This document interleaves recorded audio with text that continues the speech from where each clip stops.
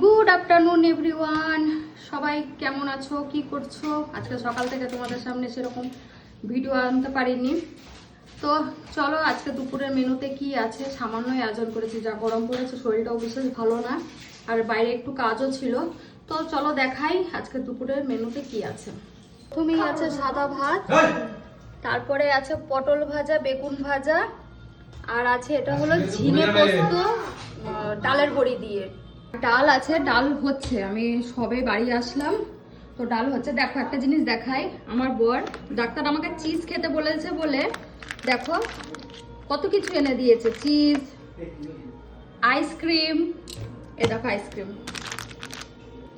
তো এটুকুনি menu, simple menu.